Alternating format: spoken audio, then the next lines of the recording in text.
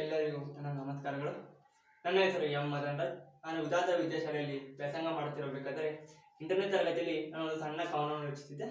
ಆ ಕವನವನ್ನು ಕಂಡ ತಾನಂ ಕುಮಾರಸ್ವಾಮಿ ಅವರು ನನಗೆ ಸಣ್ಣ ಕವನಕ್ಕೆ ದೊಡ್ಡ ವೇದಿಕೆಯನ್ನು ಮಾಡಿಕೊಟ್ಟು ನನ್ನ ಬೆನ್ನುತಟ್ಟಿ ಪ್ರೋತ್ಸಾಹಿಸಿದರು. ಅವರು ಪ್ರೋತ್ಸಾಹಿಸಿದ ನಂತರ ನಾನು ಅನೇಕ ಕವನಗಳನ್ನು ರಚಿಸಿದ್ದೆ. ಮುಂದಿನ ದಿನಗಳಲ್ಲಿ ಒಂದೊಂದಾಗಿ ನಾನು ನಿಮ್ಮ ಮುಂದೆ ವ್ಯಕ್ತಪಡಿಸುತ್ತೇನೆ. ಇಂದು ನನ್ನ ಮೊದಲ ಕವನವಾದ ವಿಧಾತ ವಿದ್ಯಾಕ್ಷೇತ್ರ ಎಂಬ ಕವನವನ್ನು ವ್ಯಕ್ತಪಡಿಸುತ್ತೇನೆ.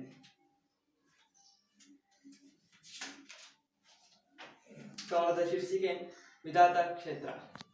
ಆನೇಕಲ್ಲಿನ ಅದ್ಭುತ ಕ್ಷೇತ್ರ, ಅದುವೇ ವಿಧಾತ ವಿದ್ಯಾಕ್ಷೇತ್ರ. ಆನೇಕಲ್ಲಿನ ಅದ್ಭುತ ಕ್ಷೇತ್ರ, ಅದುವೇ ವಿಧಾತ ವಿದ್ಯಾಕ್ಷೇತ್ರ.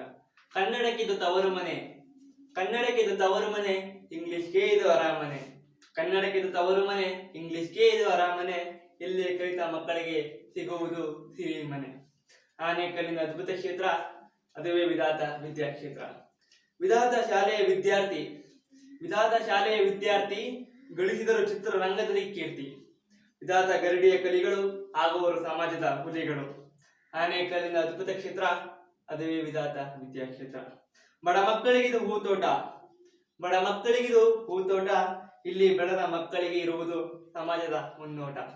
ಬಡ ಮಕ್ಕಳಿಗಿದು ಹೂತೋಟ, ಇಲ್ಲಿ ಬೆಳೆದ ಮಕ್ಕಳಿಗಿರುವುದು ಸಮಾಜದ ಮುನ್ನೋಟ.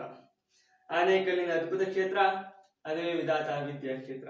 ಇಲ್ಲಿ ಉಣಬಡಿಸುವರು ಅಕ್ಷರ ವಿದ್ಯೆ ರಸದೂಟ, ಇಲ್ಲಿ ಉಣಬಡಿಸುವರು ಅಕ್ಷರ ವಿದ್ಯೆ ರಸದೂಟ, ಇದರಿಂದ ಸಿಗುವುದು ನಿಮಗೆ ಜ್ಞಾನಪೀಠ. ಆನೇಕಲ್ಲಿನ ಅದ್ಭುತ ಕ್ಷೇತ್ರ, ಅದುವೇ ವಿಧಾತ ವಿದ್ಯಾಕ್ಷೇತ್ರ. ಅಂದು ಕುಮಾರಸ್ವಾಮಿಯವರ ಪರಿಶ್ರಮ, ಅಂದು ಕುಮಾರಸ್ವಾಮಿಯವರ ಪರಿಶ್ರಮ, ಇಂದು ಆಯಿತು ಸರಸ್ವತಿ ಆಶ್ರಮ. ಕುಮಾರಸ್ವಾಮಿಯವರ ಆಯಸ್ಸು, ಸರಸ್ವತಿ ದೇವಿಗೆ ತಪಸ್ಸು. ಕುಮಾರಸ್ವಾಮಿಯವರ ಆಯಸ್ಸು, ಸರಸ್ವತಿ ದೇವಿಗೆ ತಪಸ್ಸು, ಅದರಿಂದಾಯಿತು ವಿದ್ಯಾರ್ಥಿಗಳ ಯಶಸ್ಸು ಯಶಸ್ಸು ಯಶಸ್ಸು. ಈ ಕವನವನ್ನು ವೀಕ್ಷಿಸುತ್ತಿರುವ ಎಲ್ಲ ಗಾನ ಪ್ರಿಯರಿಗೂ ಹಾಗೂ ತಾನಂ ಕುಮಾರಸ್ವಾಮಿಯವರಿಗೂ ನನ್ನ ನಮನಗಳು. ಕವನವನ್ನು ಕೇಳಿ ಆನಂದಿಸಿ ಆಶೀರ್ವದಿಸಿ. ಜೈ ಕರ್ನಾಟಕ ಮಾತೆ.